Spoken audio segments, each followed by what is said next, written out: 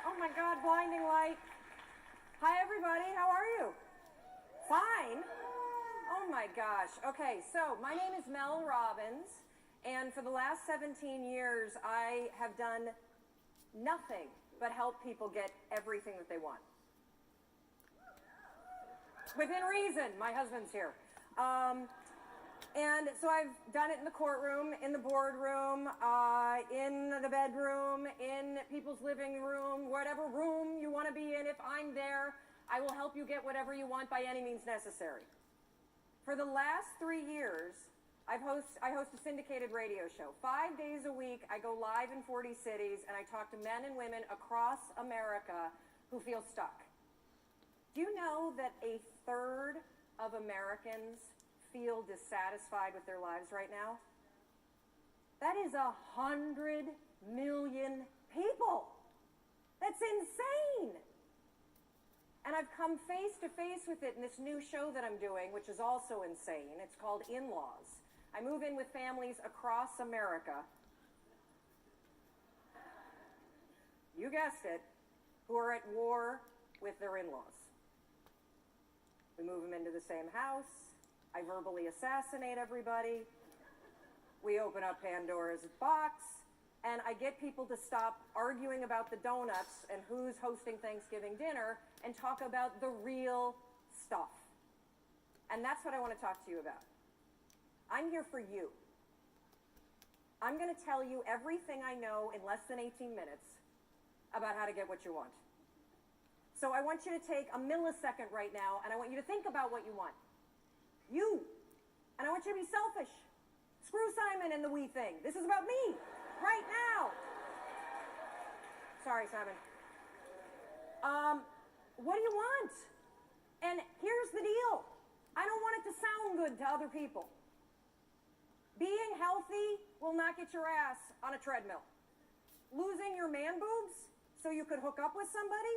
Now that's motivation. So I want to know, what do you want? Do you want to lose weight? Do you want to triple your income? Do you want to start a nonprofit? Do you want to find love? What is it? Get it right here. You know what it is. Don't analyze it to death. Just pick something. That's part of the problem. You won't pick. So we're going to be talking about how you get what you want. And frankly, getting what you want is simple. But notice I didn't say it was easy. It's very simple. In fact, if you think about it, we live in the most amazing moment in time. So that thing that you have up here, whatever it may be, you want to use healthy eating to cure your diabetes, you want to figure out how to take care of the elders and start a new hospice center, you want to move to Africa and build a school, guess what? You could walk into a bookstore right now and buy at least 10 books written by credentialed experts on how the hell you do it. You could Google it, and you could probably find at least, 1,000 blogs documenting the step-by-step transformation that somebody else is already doing. You can find anybody online and cyberstalk them. You can just walk in their footsteps and let them, just use the science of drafting. Follow what everyone else has done, because somebody else is already doing it. So why don't you have what you want? When you have all the information that you need, you have the contacts that you need, there are probably free tools online that allow you to start a business or join a group or do whatever the heck you want. It all comes down to one word.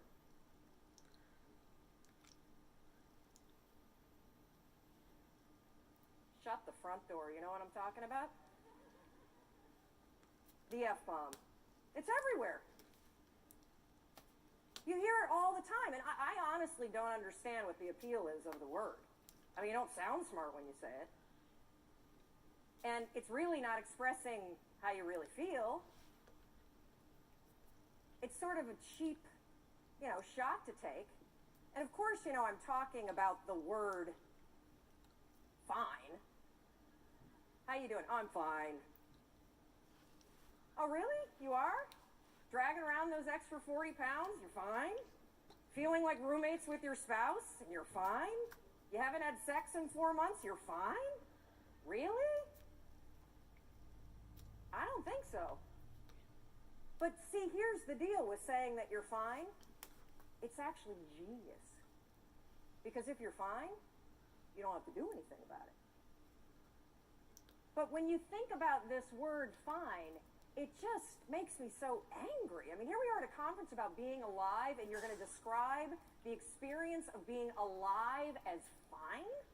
What a flimsy and feeble word. If you're crappy, say you're crappy. If you're amazing, say you're amazing. Tell the truth. And this not only goes for the social construct, oh, I don't want to burden you with the fact that I hate my life, or, hey, I'm amazing, but that would make you feel terrible. The bigger issue with fine is that you say it to yourself. That thing that you want, I guarantee you, you've convinced yourself that you're fine not having it. That's why you're not pushing yourself. It's the areas in your life where you've given up, where you've said, oh, I'm fine. My mom's never going to change, so I just can't have that conversation. I'm fine. We got to wait until the kids graduate before we get divorced, so we'll just sleep in separate bedrooms. I'm fine. I lost my job. I can barely pay my bills, but whatever. It's hard to get a job. And, one of the reasons why this word also just annoys me so much is scientists have calculated, oh yeah, I'm coming down. Scientists have calculated the odds of you being born. That's right. They've crunched the numbers. I see you up there. They have crunched the numbers on you. Yeah, no, you guys standing up, you want to sit down for this. They've crunched the numbers on you being born. And they took into account all of the wars and the natural disasters and the dinosaurs and everything else. And do you realize that the odds of you, yeah, right here, put your computer away, stand up for me, Doug. So the odds of Doug here, turn around, say hi to everybody. The odds, of Doug being born at the moment in time he was born, to the parents you were born to, with the DNA structure that you have, 1 in 400 trillion. Isn't that amazing? I'm so lucky. Yes. You're not fine, you're fantastic. You have life-changing ideas for a reason, and it's not to torture yourself. Thank you. Thank you, Doug. And Christine was right when she said all of you could be on stage, because all of you, we're all in this category. 1 in 400 trillion. All day long, you have ideas that could change your life, that could change the world, that could change the way that you feel. And what do you do with them? Nothing. Well, hopefully I won't moon you. You didn't pay for that.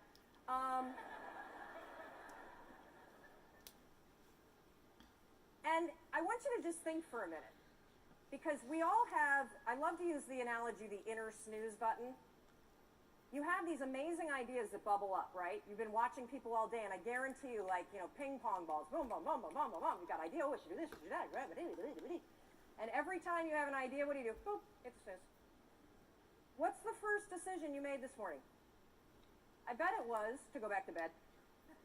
Yeah, first decision today, I'm 1 in 400 trillion, I'm going to go back to sleep. And I get it. Your bed is comfortable. It's cozy, it's warm. If you're lucky, you've got, somebody that you love next to you. Or in my case, I've got my husband and my 2 kids and possibly the dog. And the reason why I'm bringing up this first decision that you made today and the inner snooze alarm is because in any area of your life that you want to change, there's one fact that you need to know. Just one. You're never going to feel like it.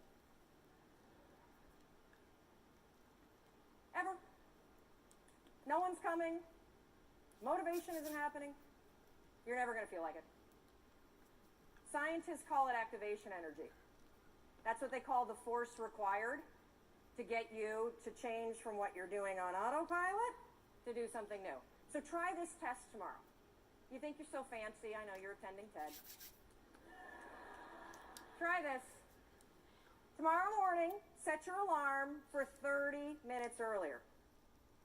And then when it goes off, take those sheets, throw them off, and stand up and start your day. No snooze, no delay, no I'll just wait here for 5 seconds because Mel's not standing here. Do it. And the reason why I want you to do it is because you will come face to face with the physical, and I mean physical, force that's required to change your behavior. Do you think that somebody who needs to lose weight ever feels like going on a diet? Of course not. Do you think they ever feel like eating boiled chicken and peas instead of a croissant?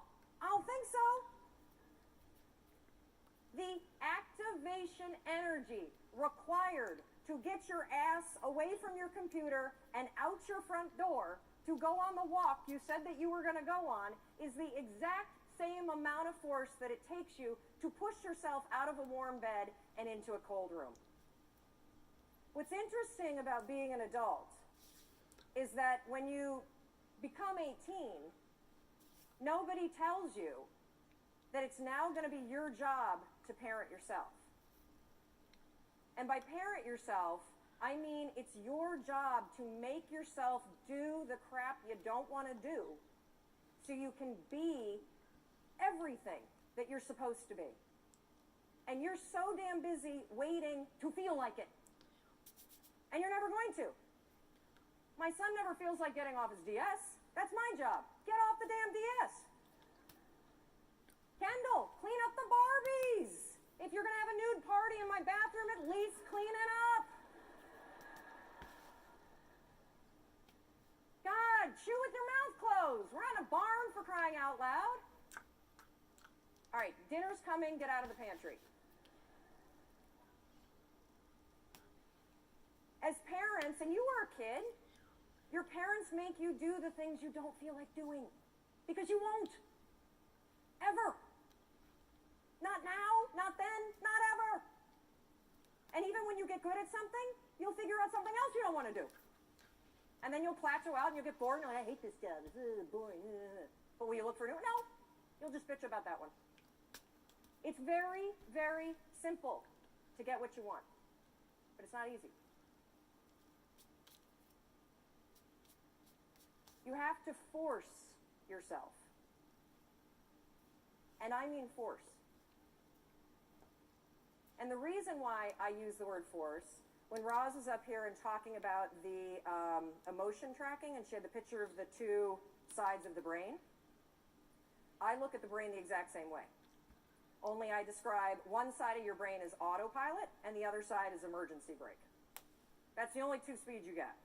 Autopilot, emergency brake. And guess which one your brain likes better? Autopilot. You've had the experience where you've driven to work, right? And you get there and you're like, oh my God, I don't remember driving here.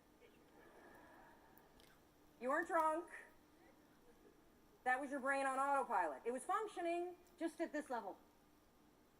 And the problem with your mind is that anytime you do anything that's different from your normal routine, guess what your brain does? Emergency brake.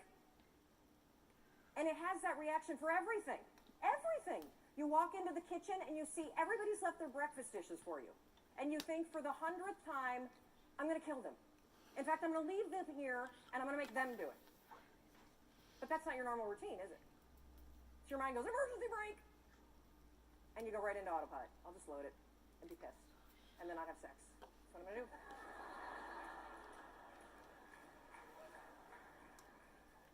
So when I say force, anything that's a break from your routine is going to require force. And if you think about your life, it's kind of funny because we, are kids and then we become adults and we spend so much time trying to push our life into some sort of stable routine, and then we grow bored of it. You wake up at the same time every day, you have largely the same breakfast, you drive to work the same way, you show up at work, you look busy, you avoid making calls, you update Facebook, you attend a meeting and doodle the whole time, you go back and update Facebook, you make plans for the evening, you look busy some more, then you drive home the same way, eat largely the same dinner, or, variety of it. You watch the same kind of media, and then you go to bed and do the same thing all over again. No wonder you're bored out of your mind. It's the routine that's killing you. I have this theory about why people get stuck in life. So most of you have probably taken your basic Psych 101 class and you've bumped into Andrew Maslow's hierarchy of needs. Well, your body is kind of cool because you have these basic needs. And your body is wired to send you signals. If you are hungry, if you need food, what do you feel? If you need water, what do you feel? If you need sex, what do you feel? Thank you. I think when you feel stuck or dissatisfied in your life, it's a signal. And it's not a signal that your life is broken. It's a signal that one of your most basic needs are not being met. Your need for exploration.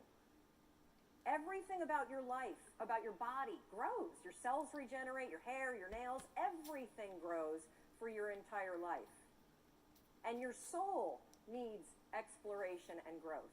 And the only way you'll get it is by forcing yourself to be uncomfortable. Forcing yourself to get outside. Out of your head, thank you. If you're in your head, you're behind enemy lines. That is not God talking. Okay? It's not. In fact, if I put a speaker on it and we broadcast what you say to yourself, we would institutionalize you. You would not hang out with people that talk to you the way you talk to yourself. So get out of your head. Your feelings are screwing you. I don't care how you feel. I care about what you want. And if you listen to how you feel, when it comes to what you want, you will not get it. Because you will never feel like it. And you need to get outside your comfort zone. It's not about taking risks, it's about getting outside your comfort zone. Those first 3 seconds, when you push yourself out of bed, they blow. But once you're up, it's great. Those first 3 seconds when you're sitting here in a studio or a stadium like this and somebody says, get up and come dance, and you think, oh, I should do that. And you're like, oh. That experience that you had where you had the impulse to do it, and then you didn't do the activation energy required to force yourself, your emergency brake got pulled. I'm sitting right here. I'm not going up with those crazy people. I don't like to dance. Anyway. Well, what happened for me is I came up and I bumped into Rachel, and then we started talking, and next thing you know, she's tweeting. And we're friends. And boom. Get outside. That's where the magic is. That's where the 1 and 400 trillion exists. So everything I do, wait, okay, this is the last part, sorry. So one more thing that you can use. I call it the 5-second rule. Your mind can process a facial expression in 33 milliseconds. It can move pretty damn quick. The other thing that it does very quickly is if you have one of those little impulses that are pulling you, if you don't marry it with an action within 5 seconds, you pull the emergency brake and kill the idea. Kill it. If you have the impulse to get up and come dance while the band is playing, if you don't stand up in 5 seconds, you're going to pull the emergency brake. If you have an impulse about you were inspired by somebody's speech today, and you don't do something within 5 seconds, write a note, send yourself a text. Anything physical to marry it with the idea, you will pull the emergency brake and kill the idea. Your problem isn't ideas. Your problem is you don't act on them. You kill them. It's not my fault. It's not anybody's fault. You're doing it to yourself. Stop it. I'm counting on you. 1 and 400 trillion. You got stuff to do. And it's not going to happen in your head. So I want you to practice this today. When we go off to party, thank God it's coming soon because I think we all could use a cocktail. I want you to practice the 5-second rule. You see somebody and you think you have that impulse, they look interesting. Walk over there. You were inspired by somebody and you have a request, make it. That's why you're here. Experiment with it, and I think you'll be shocked about what happens. And one more thing, I want you to know that everything that I do, whether it's the radio show or the television show or the book that I wrote or the column, it's for you. And if there is anything that I can do, if I can do anything to make you do the things you don't want to do so you can have what you want, I will do it. But you need to walk over, you need to open your mouth, and you need to make the request. You got it? Good. Go do it.